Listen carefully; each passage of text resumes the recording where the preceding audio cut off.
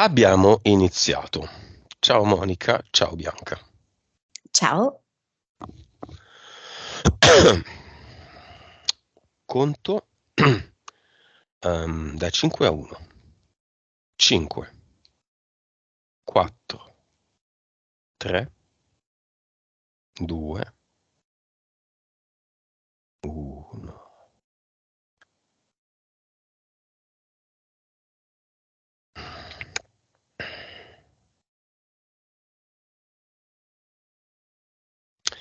Dimmi come vedi Bianca, Monica. Mi ricorda una pubblicità, credo anni 90, perché mi mostra un palazzo e lei che si affaccia dalle imposte a prendere, Egoista. sì, e urla proprio quello. È in francese o in italiano? Qua è in francese, proprio a suggerirmi un po' quella pubblicità. Ma è in maschile al miscredito, quindi in italiano sarebbe più facile perché no, in realtà è uguale, egoista in ogni caso. Si rivolge al maschile, cioè a un uomo o al femminile e magari a se stessa. E io dico a un uomo, Quindi non a se stesso. no. Ok. Ti dà l'autorizzazione in questo modo? È come se mi dicesse la prossima volta che apro le imposte voglio poter dire una cosa diversa. E quindi sì, Come per esempio cosa? sono felice. Va bene, chiamiamo l'oggetto dell'egoista.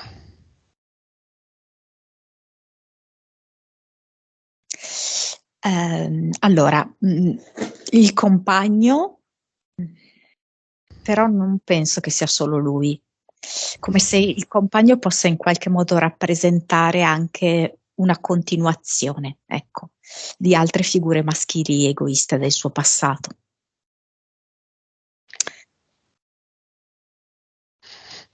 Ok, Ego chiamiamolo. riferito proprio eh, che mette al centro se stesso, non si cura di lei. Quello che lei pensa, che prova, che vuole non è importante. Chiamiamo il compagno del cinema.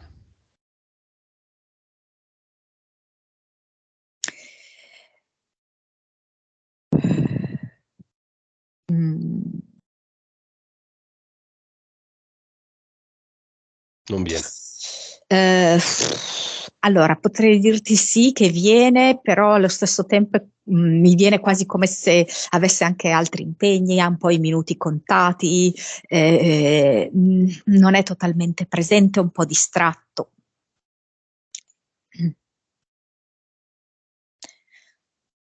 Una presenza parziale, ecco.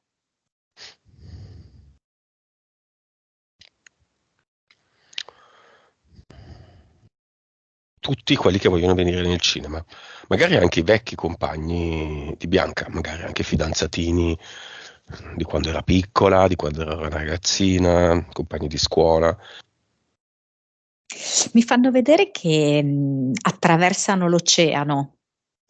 Vabbè, lo fanno in maniera simbolica, no? Fanno una nuotata, ovviamente, insomma, no? È chiaro che rappresenta una simbologia, no?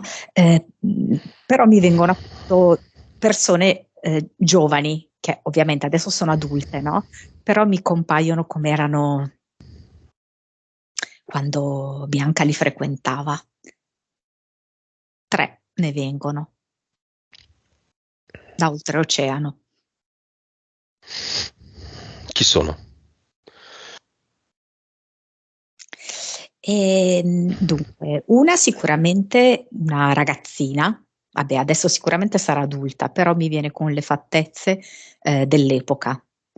Eh, mh, Come la madre di questa ragazzina, comunque un adulto vicino a questa ragazzina, più un ragazzino. Ok, in totale quanti sono nel cinema? Allora, ci sono loro 3. Io vedo anche il nipote di lei. Compagno? E sì, il compagno appunto in quella maniera un po' distratta e parziale, ecco. Però sì, c'è. Va bene. Vibrazione di Bianca. E poi è venuta una cliente, mh, Nostra. sì, esatto, che è come se le volesse dare una specie di sostegno, Mm. che ha come esperienza con un certo tipo di uomo egoista ed è Mhm. come se volesse, non so, darle un po' di solidarietà, di appoggio. Mm. Non ho capito chi è, ma va bene, insomma. Mm. Mm. Ok, vibrazione. Eh, circa 4 miliardi. Consapevolezza. Eh, 122. PS.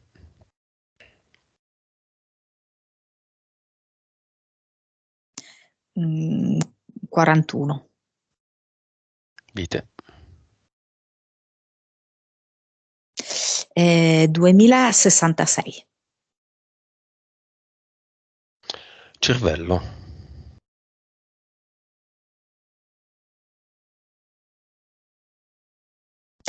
7 e mezzo.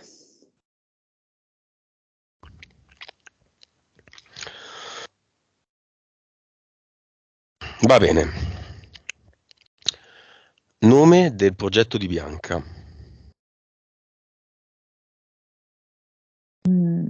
Alta marea.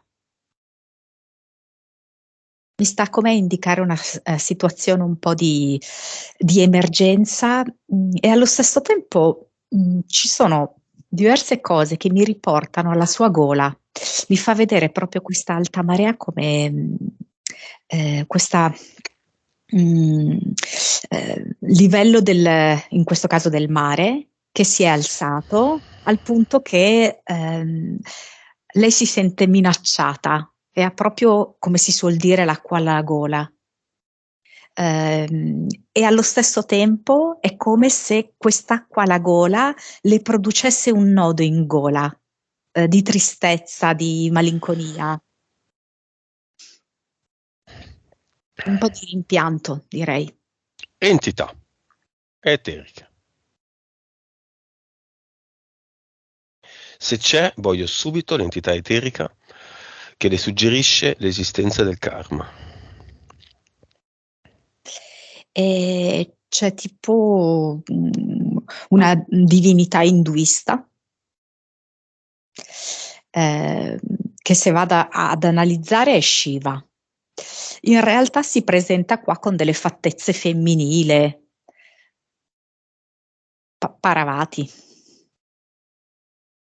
Mhm. Quindi secondo universo. Mhm. Poi?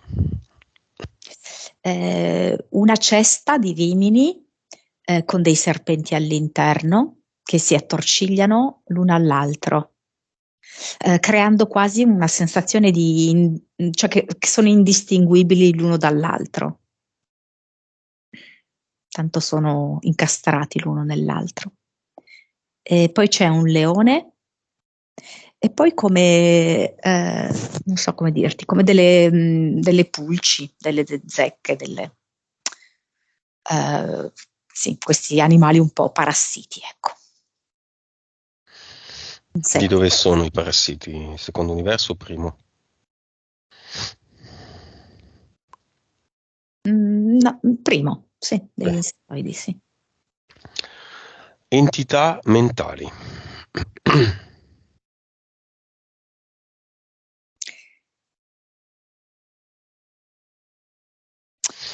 Allora,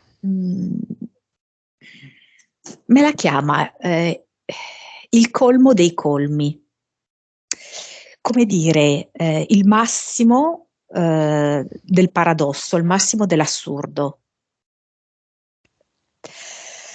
Ehm, e l'altra è Smarrita nel buio.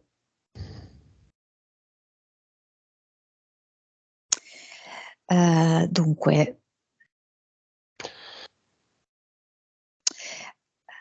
io smarrita nel buio direi 4 e 5 il colmo dei colmi. Mm. Che caratteristiche hanno?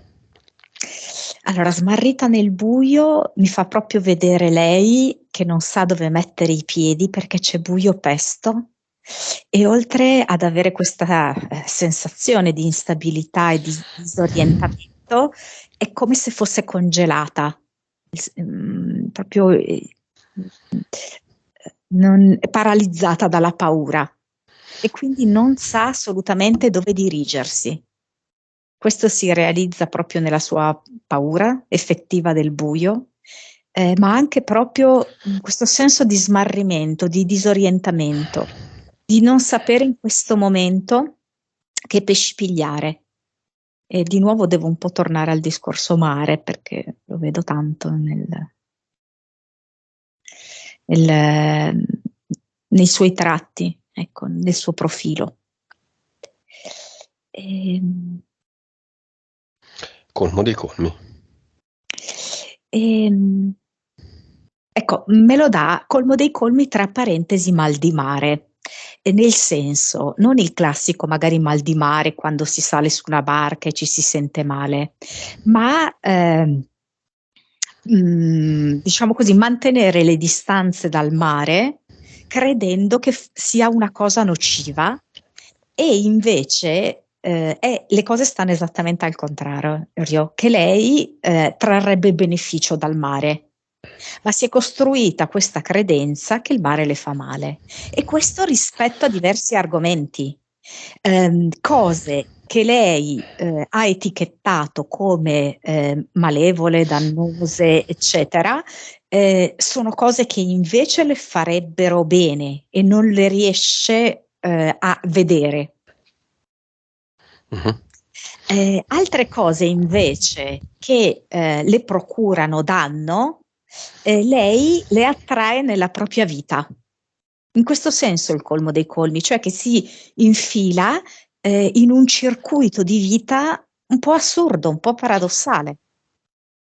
Possiamo dire che lei è nata in un posto non meraviglioso, ha passato un altro pezzo della sua vita in un posto che a seconda dei punti di vista può essere anche considerato non meraviglioso, e adesso vive in un bel posto, ma lei non lo considera tale. Esatto.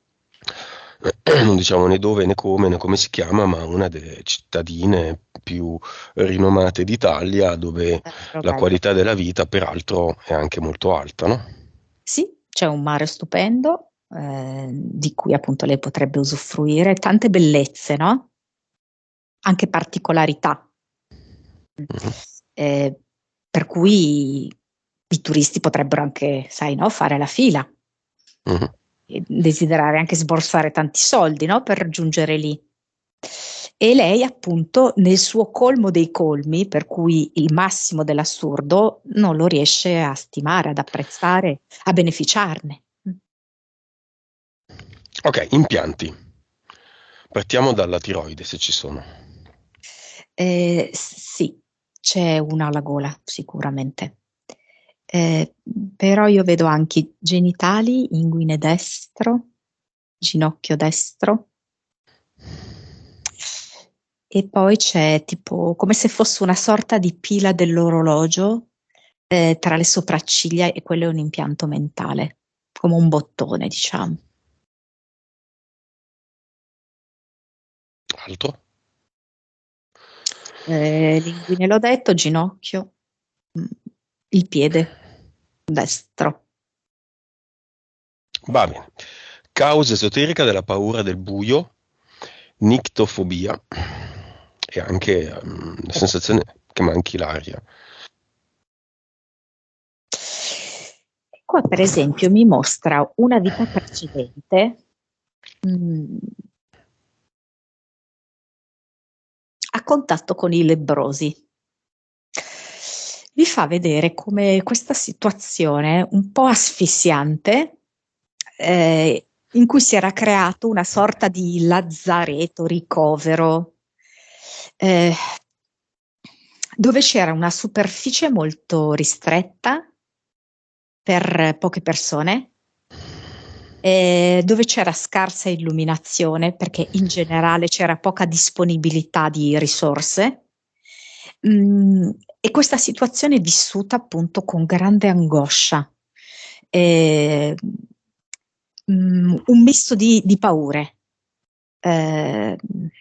Non tanto in questo caso la paura di essere contagiata, quanto la paura di non riuscire più a vedere la luce, di non riuscire più a respirare dell'aria buona, pulita.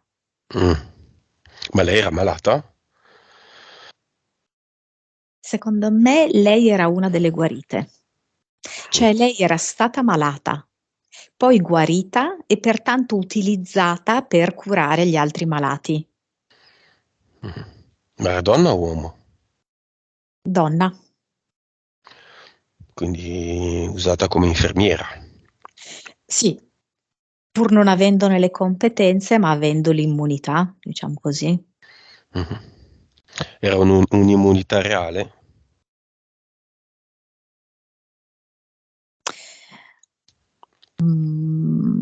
Oddio, in realtà vedo una componente fortemente esoterica nella lebbra, comunque. Cioè? Mm.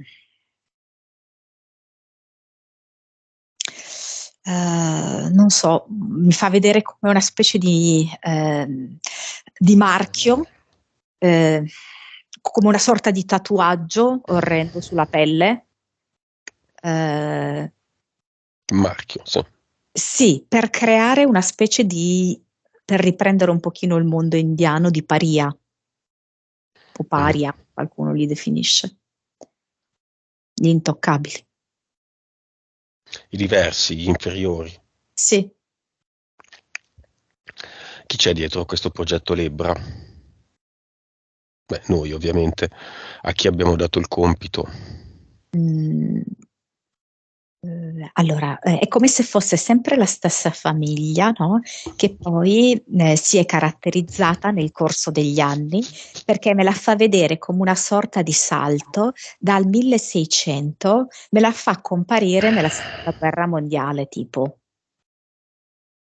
Quindi mi fa vedere questa specie di filone nero che poi per esempio, si utilizzerà la svastica. Mhm. Ma quali entità sono?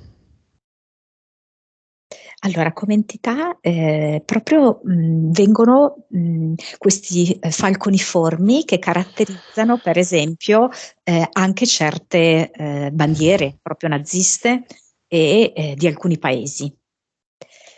Ehm, per esempio, vedo anche Satana. Baphometto, precisamente viene fuori Baphomet.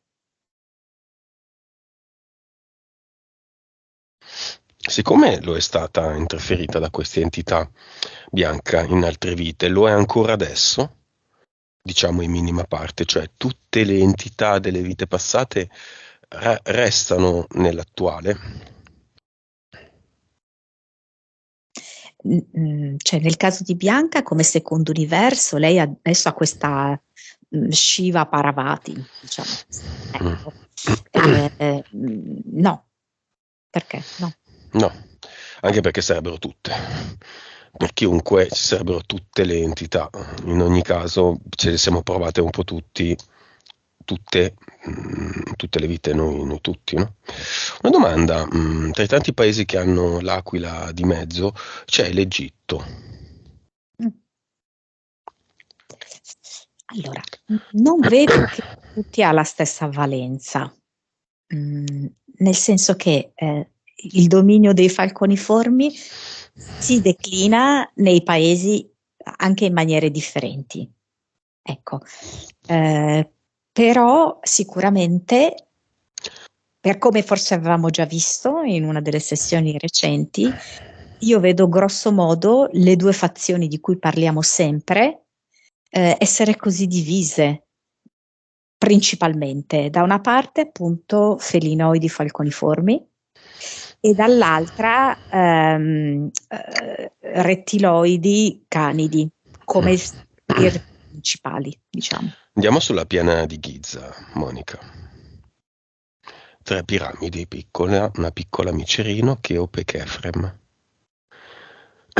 Le vedi, in termini di ad eternum, le vedi vuote o piene?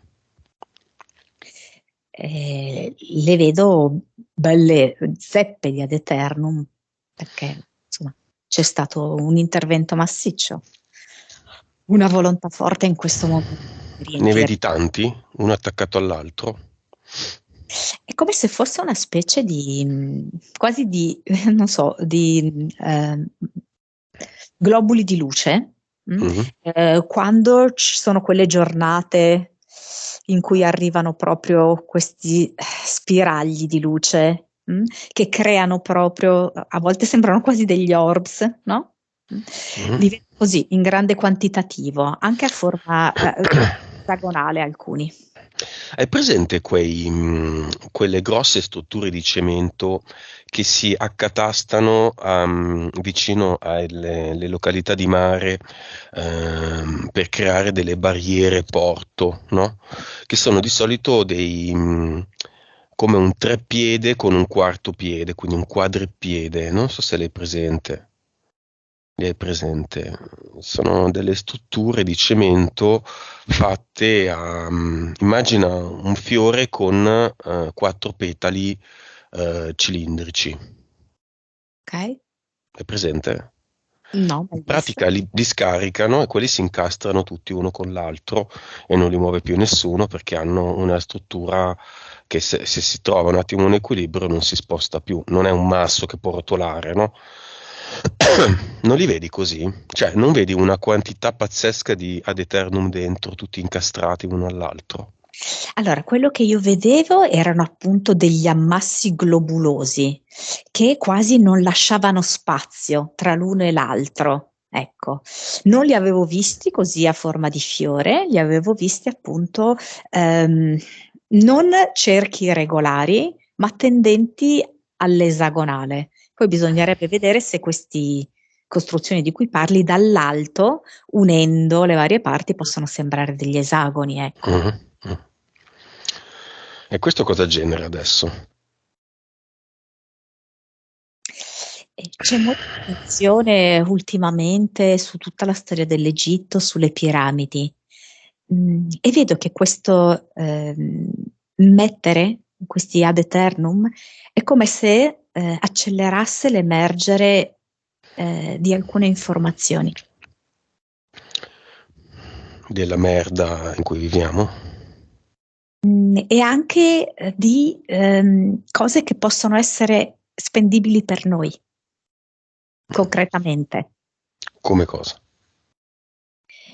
E credo che sia già emerso in parte, avevamo fatto una sessione sull'orgone e io suggerì a Vladi di seguire un po', insomma erano mesi fa, di seguire un po' degli indizi contenuti all'interno delle piramidi, dei geroglifici, per creare delle forme energetiche che potessero aiutarci sia nella tutela dell'ambiente, sia anche proprio a creare nuove forme di energia, a potenziare. Ecco, una sorta di base per l'energia libera.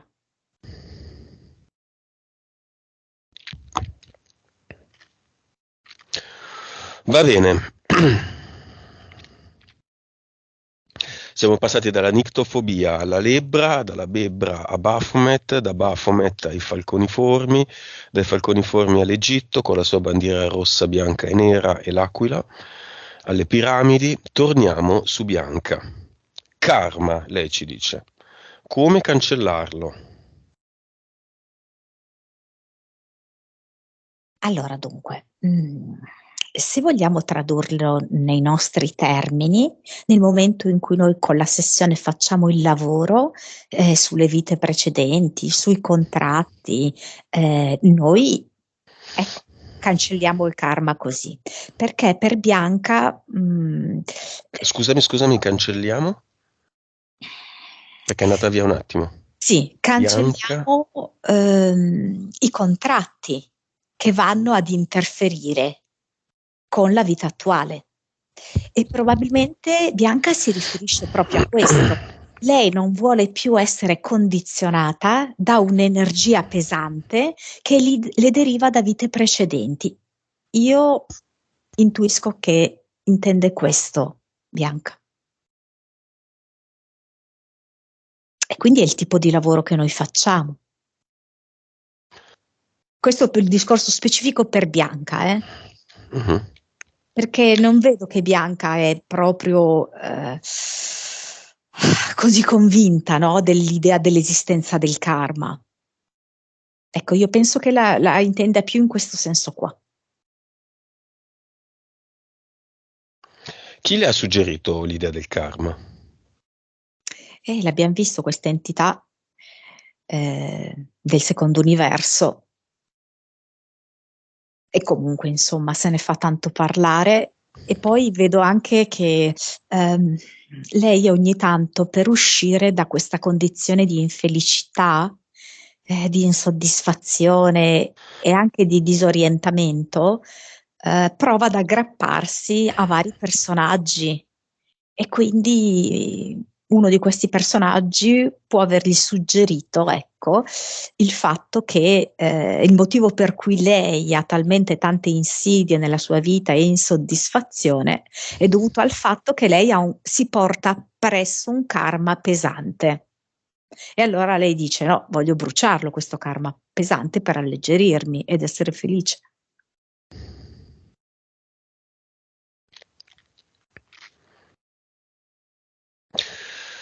Talenti.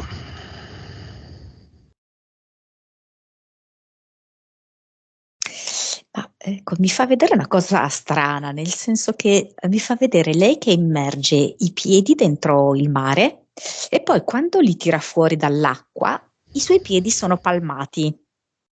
Mi fa percepire che lei ha una fortissima empatia con gli animali, quasi da riuscire non so, lei potrebbe comunicare telepaticamente con gli animali. Ehm,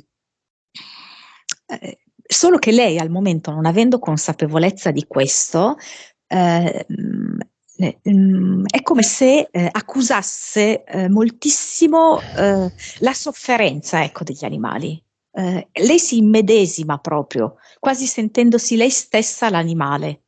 Mm. È quasi straziata, diciamo così, no? Da questa connessione che ha con gli animali. Ehm, Da dove deriva questa Potrebbe connessione? imparare a gestirla. Mm, per esempio, ecco, mi fa vedere questa vita qua in cui lei era tipo, sai, l'uomo di Atlantide, no? Che è mezzo pesce, Mhm. e in cui aveva una fortissima connessione, e in particolar modo ovviamente con gli animali sotto il mare, ecco. Perché erano quasi dei simili, ecco, a lui. Quindi c'era la possibilità di comunicare, essendo lui comunque a cavallo, diciamo, tra due specie. Poi mi fa vedere un'altra vita in cui era una, diciamo, contadina, in cui aveva a che fare con un bestiame abbastanza vario e vedo che lì tipo dialoga con le galline per farle fare le uova in una certa maniera, in un certo periodo, per curarle. Mm.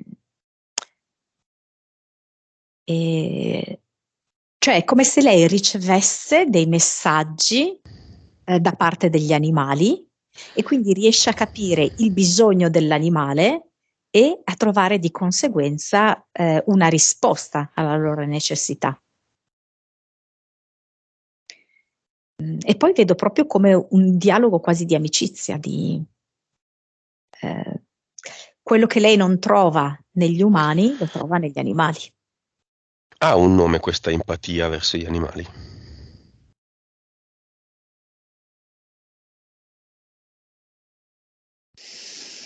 Cioè, mi spiace che è venuto fuori il termine zoofilia, no? Che magari nella nostra società è conosciuto come qualcosa di negativo, perché è legata a una perversione. Mm. Però nel suo caso è proprio puro e autentico amore per gli animali, anche perché, allora, diciamo che Bianca è uno pseudonimo, no? Non è il suo vero nome, però è proprio questa sua capacità di anche ripulire certe cose. Interessante. Quindi zoofilia sarebbe analogia con l'animale. Sì, amore proprio. Amore. Sì, Sì. però amore non nel senso sessuale, chiaramente. Mm. Eh. Un po' di cause esoteriche. Causa esoterica del diabete. Qua mi dà la famiglia. Dunque, che lei può aver tradotto come ereditarietà fisica, genetica, però è come se di fatto ci sia stata, non so come dirti, una carenza affettiva familiare. Ehm,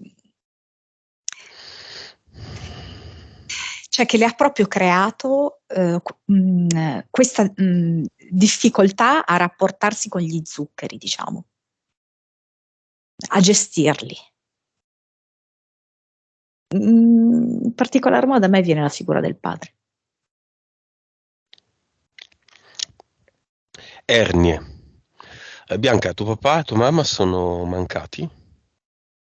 Tutte e due. Non abbiamo parlato di disincarnati, li chiamiamo, no? Ok.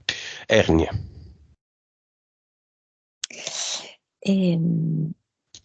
Dunque, per quanto riguarda l'ernia, mi fa proprio vedere come allora, lei per certi aspetti lo definisce karma pesante, questa eredità di vite precedenti che incidono negativamente sulla vita attuale. Di fatto lei tuttora ritiene proprio di avere una vita pesante e l'ernia rappresenta proprio questo sforzo qui, di portare avanti quotidianamente questa vita pesante. Dolori muscolari.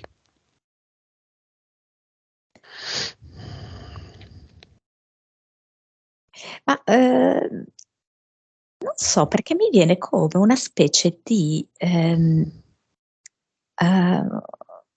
rapporto irrisolto con un disincarnato che però non è la madre o il padre, tipo uno zio, una zia, una cosa del genere.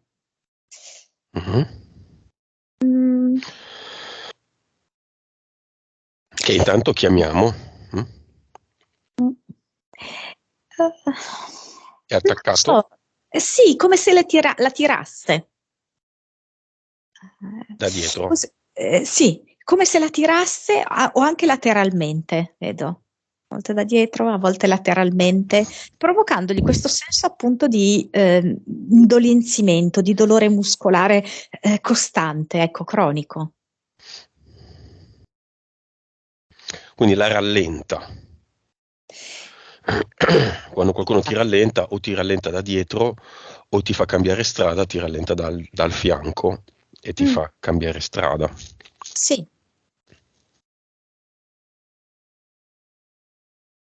Uomo o donna? Cioè, è un parente maschio o femmina?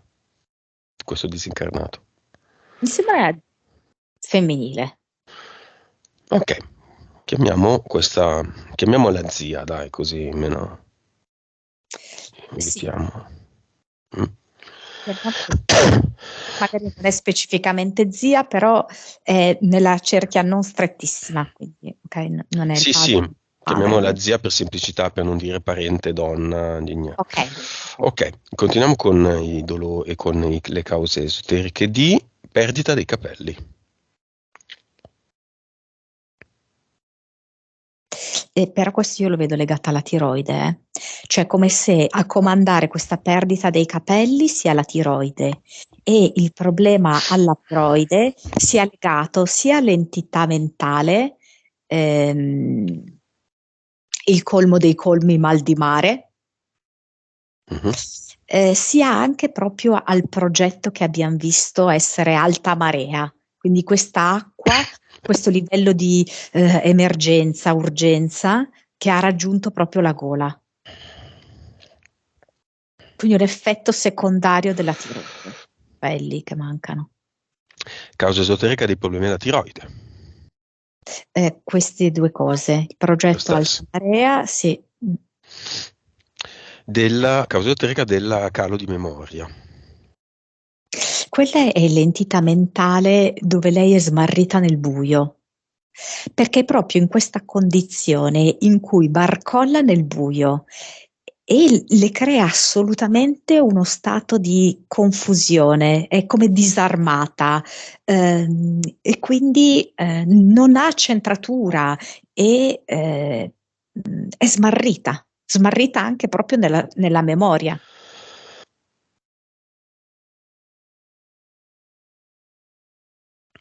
Va bene, portale aureo. Questa ipotetica zia e i genitori, più tutti i parenti di Bianca.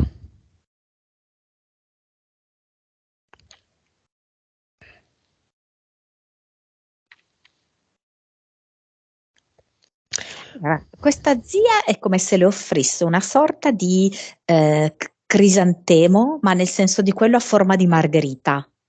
Ci sono vari tipi di crisantemi, questo qui è a forma di margherita, no? Ehm, è come se le facesse piacere essere ricordata. Mm, non lo so se anche i genitori avevano dei legami con un po' il mondo magico, diciamo così, ecco.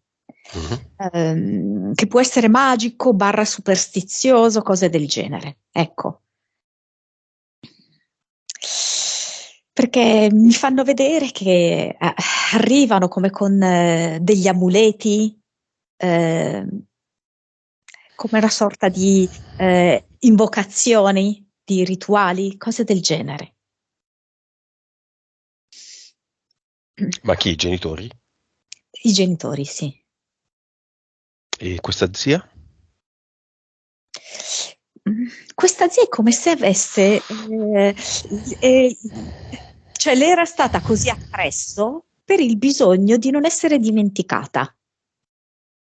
Ehm, è come se fosse un chiedere attenzione, ecco, come se fosse, hai presente un bambino, no? Che magari a volte fa i capricci, Mhm. tirare l'attenzione. Ecco, una modalità simile.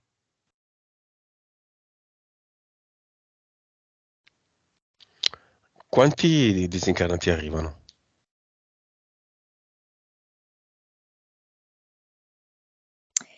E effettivamente mi fa vedere che, allora, i disincarnati esseri umani, 105.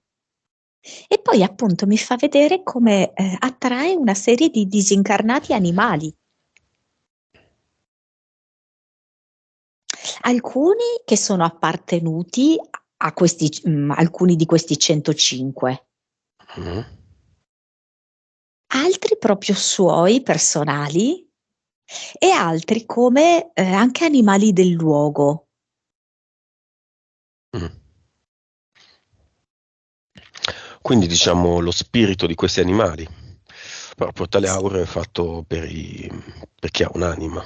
sì, infatti nel passato credo che avessimo visto come una specie di portale aureo a parte, Sì, sì. mm, Mhm. per gli animali che sono dotati di spirito. Ecco. Ehm, e mi fa vedere, per esempio, che ci sono anche diversi uccelli, anche animali non domestici necessariamente. Tutti dentro, tranne i genitori e la zia, a cui diamo una Vic e che lasceranno un messaggio a Bianca, a iniziare da chi vuole.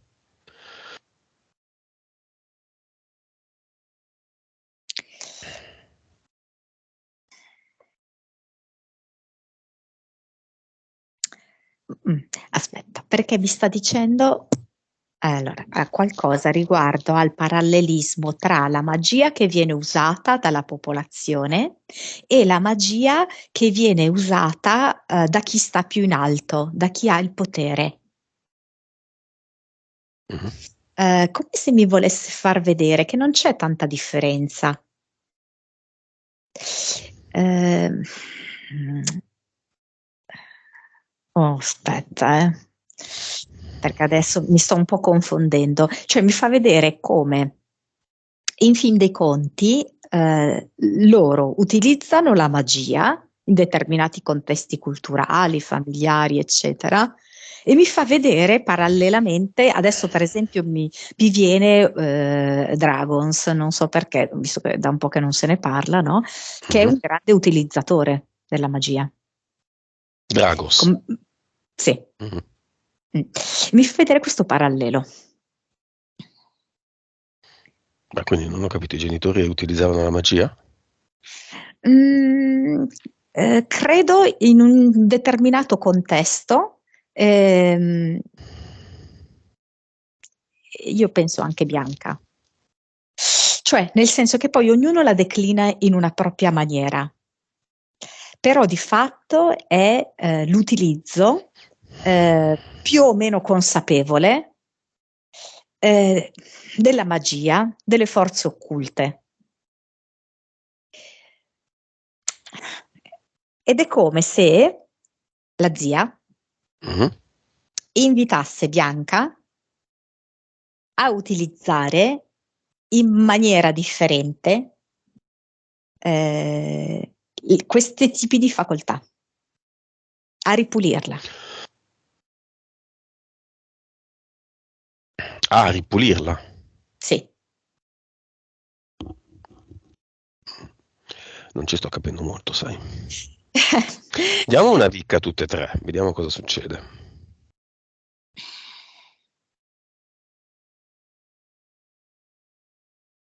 Allora, la consapevolezza che esistano dei piani che vanno al di là di quello materiale e che quindi noi abbiamo la possibilità di influenzare la materia, ovviamente attraverso la nostra energia psichica.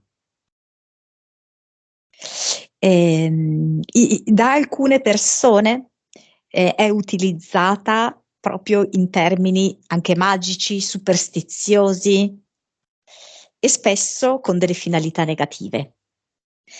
Ma di fatto, se noi andiamo a ricreare equilibrio e armonia in questo, ciò che possiamo comprendere è quello che ci chiedeva Bianca. Come creare gli ad eternum?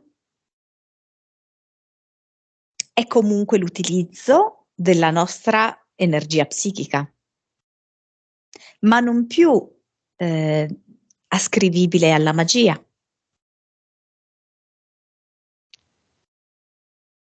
Non so se è più chiaro in questo modo. Messaggio della mamma. Sì, sì, chiaro, chiaro.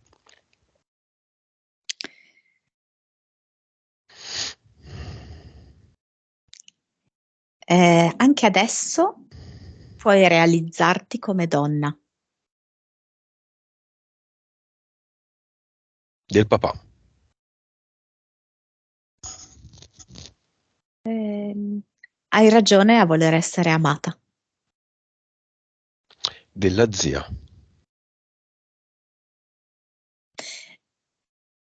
Non ti disturbo più, però ti voglio bene, ricordatelo.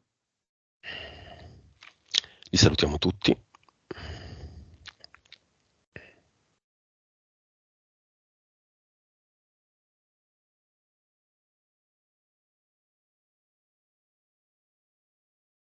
Mm. E chiudiamo il portale aureo. Monica, causa esoterica, tu non sai qual è, o non so se l'hai visto, dell'insolito nome Skype che Bianca ha scelto per sé, che non ricorda né Bianca né il suo vero nome. Vabbè. Mm, sì, io lo vedo legato non so, al mondo orientale. È come se quando tu mi dici questo nome, che assolutamente non so quale sia, mi trascina nel mondo orientale. Tu non l'hai letto prima nel collegamento mentre ci raccontava dei punti, Bianca? Non ci hai fatto caso? Ti chiedo, Monica. Ah, Ah, scusami, pensavo ah, chiedessi. No, no, no, non l'hai letto. no, no. Pensavi che fosse il nome di Bianca e stop, no? Così. Sì. Ok. Mondo orientale, poi non ne so niente, poi ce lo racconterà lei. Però sono quelle domande che poi saltano fuori così a caso e sono sempre molto interessanti. Va bene, analizziamo per ultimo i sogni dei serpenti, serpenti che entrano in bocca. È un'immagine questa dei serpenti che entrano in bocca molto, molto frequente. Eh,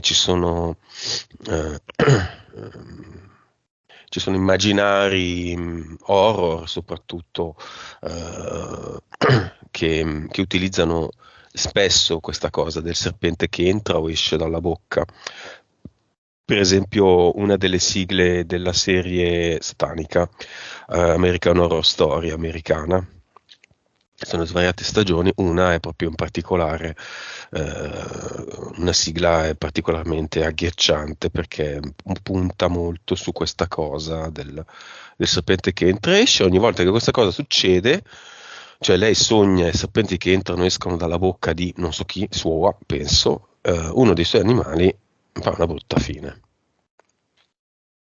Allora, dunque, tra le entità che la interferiscono abbiamo visto questo cesto pieno di serpenti.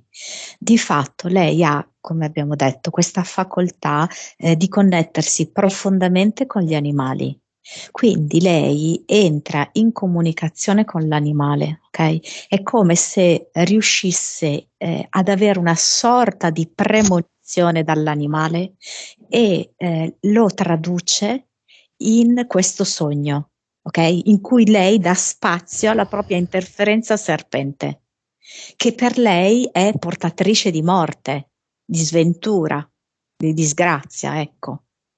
Però alla base c'è la sua capacità di connettersi proprio all'animale, al suo stato di salute, a il suo percorso di vita.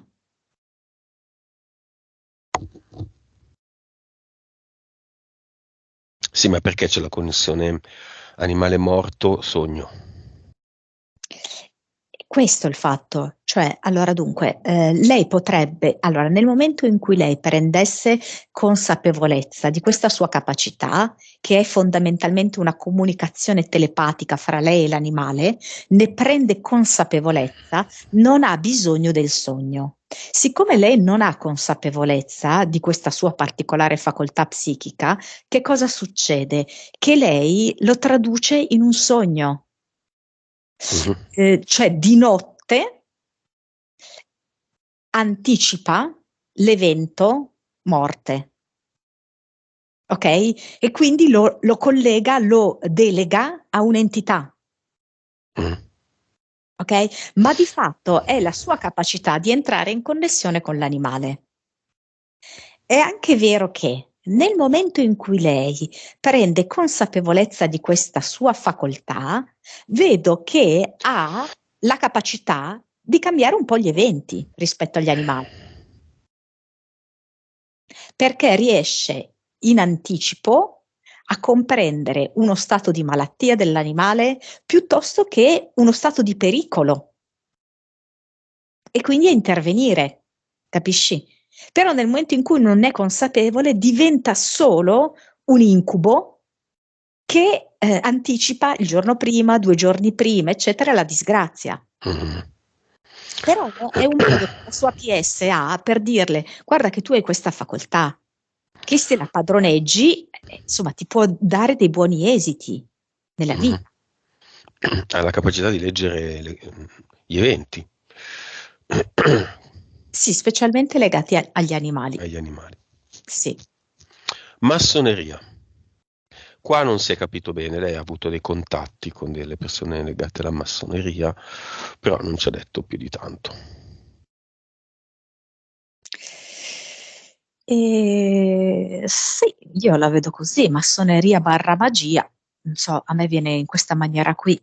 Ecco, non mi dà, a parte che sappiamo, no, che cioè, poi la massoneria si declina anche in molti modi, no? C'è la massoneria che rimane un po' più a livello intellettuale, conoscitivo, di esplorazione della mente, eccetera, no?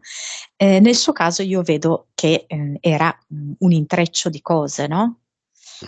Quindi il dominio della mente barra della materia attraverso l'utilizzo di alcune pratiche, ecco, magiche, rituali. Ecco. È come se lei avesse avuto bisogno barra attrazione di rivolgersi a questo tipo di amico, diciamo così, anche per alleggerirsi di alcuni fardelli della sua vita e per poter prendere delle scelte che da sola non riesce a prendere, credendo così che sarebbe stata più forte e credendo di trovare delle strade, delle scappatoie, delle soluzioni. Secondo me le è rimasta molta confusione. Da questo evento, Sì. da questa esperienza. Confusione, turbamento e non so come dirti, un ulteriore meno potere sulla propria vita. Va bene, Monica, esiste la fiamma di Bianca? Allora, vedo delle fiamme grezze più verso il nord, ecco, più in zona di dove lei è nata, ecco. Mm. Mm. Per il momento così, ma proprio perché lei deve iniziare a sbrogliare proprio delle questioni sue, private, personali. Andare anche a creare un rapporto di maggiore fiducia con se stessa, di maggiore amore, ecco, verso se stessa. Finché non sblocca l'amore verso se stessa, vedo che quelle fiamme rimangono grezze. Il compagno è la fiamma? Il compagno a volte è quasi un nemico. Lei sorride. Lei annuisce perché è un nemico. Questa cosa me l'ha suggerita lei, nel senso adesso, no? Animicamente parlando, per ciò che lei suggerisce. Mhm. Non so, quasi me li fa vedere in guerra, non so, ecco. Lui e lei sono in guerra. Sì, dove lei cerca più di difendersi, lui tende più ad attaccare, lei cerca di difendersi e a mali estremi, estremi rimedi attacca anche lei. Ehm, insomma, io lui lo vedo così, molto, molto egoista, molto centrato su di sé e, e che la battaglia che la attacca. Loro condividono il lavoro, questo è un pro, un contro, cioè un vantaggio, uno svantaggio. E beh, cioè è ovvio che può essere un vantaggio, no? No, No, non lo è. ok. Eh, certamente no.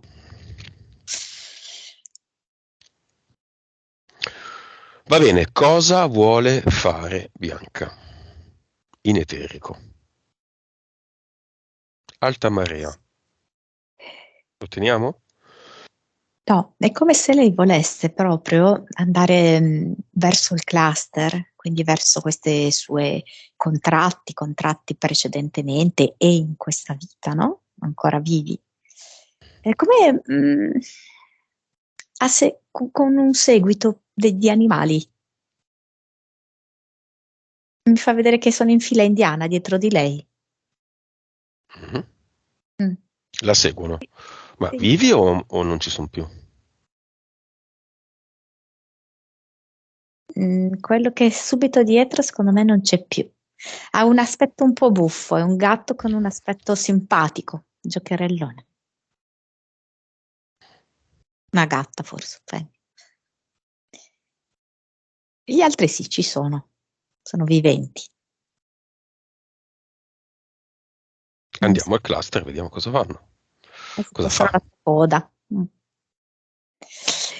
Ehm,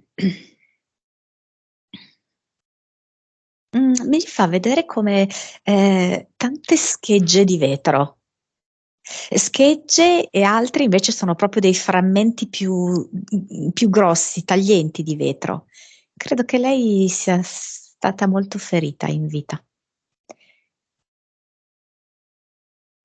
È perciò che li vuole rappresentare così, perché è l'ultima volta che li vede, ma ha bisogno di vederli nella loro crudezza, nel loro realismo. Cosa fa Bianca qui al cluster? Come li vedi i contratti? Come se avesse paura di tagliarsi nel toglierli, ecco, perché lei dice: ma se adesso devo estrarre questi pezzi di vetro, poi io mi taglio.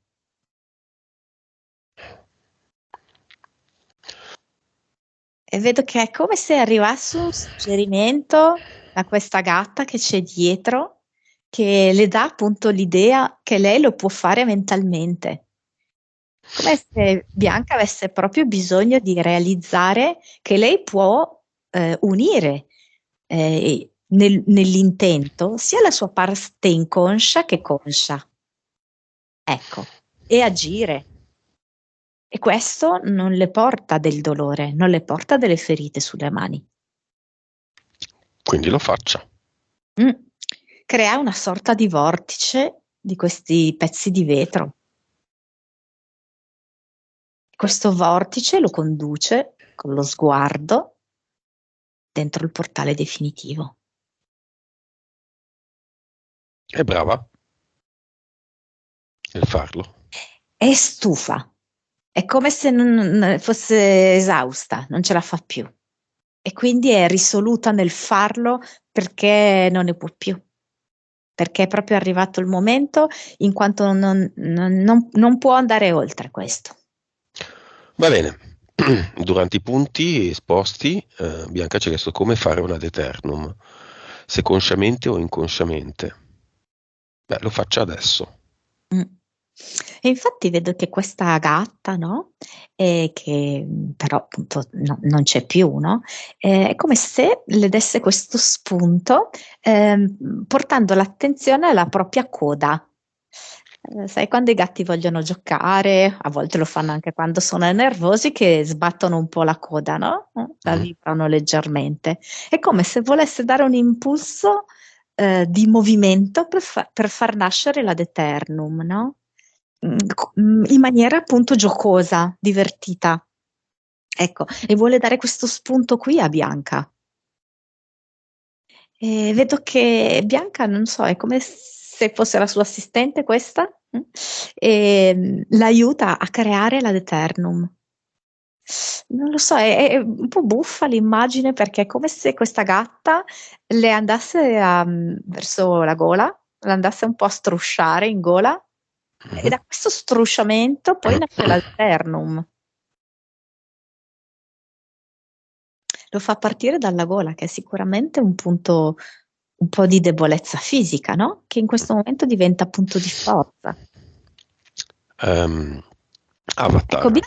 Bianca ha proprio la possibilità, nei giorni prossimi vedo che farà tante considerazioni, la possibilità di ribaltare ciò che è debole, come la gola, in ciò che è forte e di riuscire a integrare le cose, il conscio e l'inconscio, il materiale, il fisico e l'energetico. Vedo che avrà molto di che pensare e messaggi che le arriveranno al proposito, queste cose qui. Allora, dell'avatar mi fa vedere come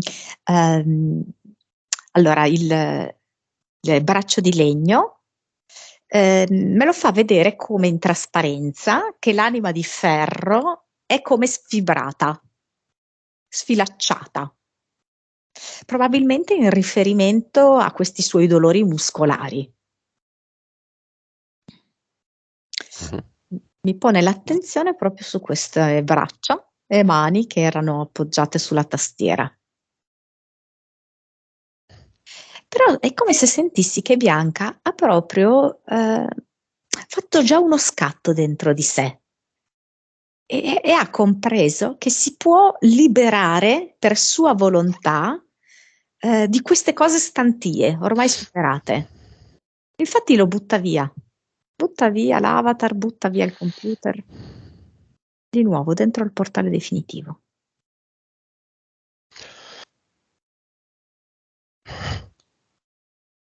Anche qua la sua firma, ad eternum.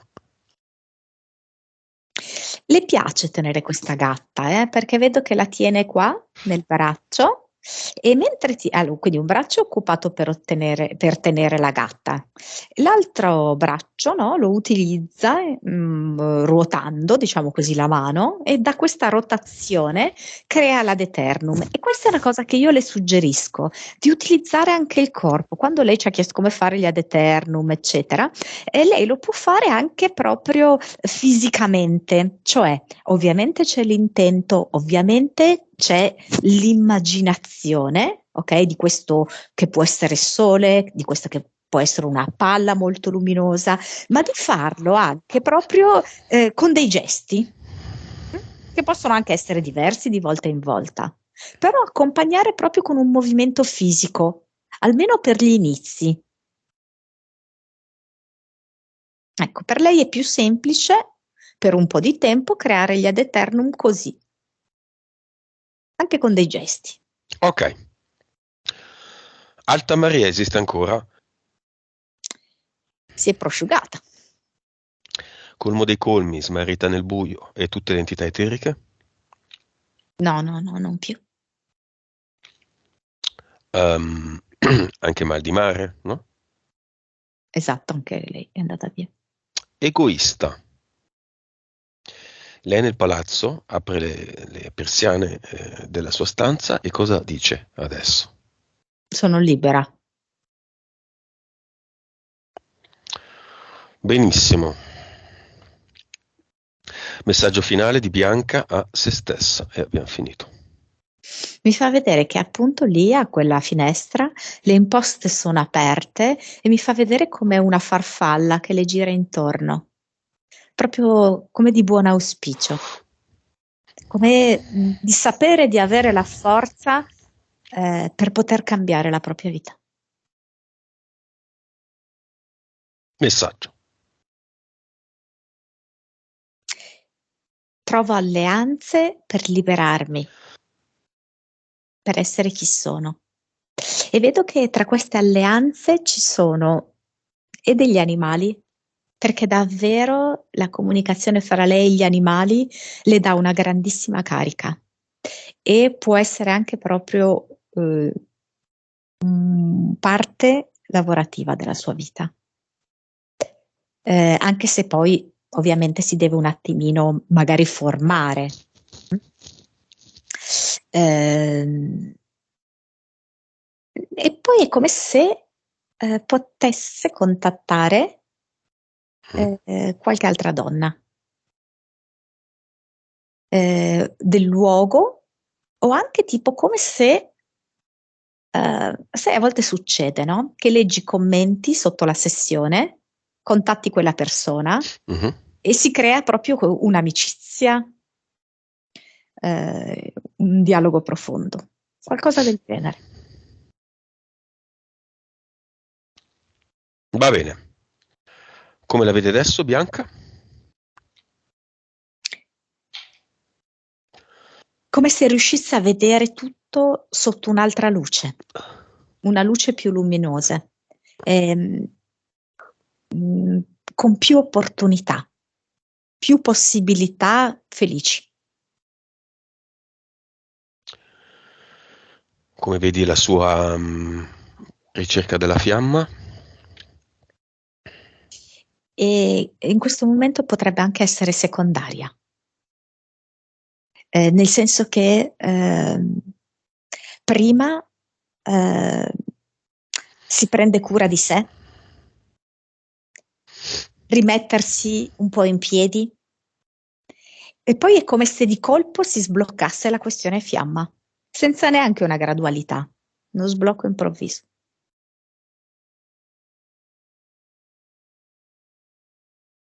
Va bene, abbiamo finito. Disconnettiti da tutto e tutto.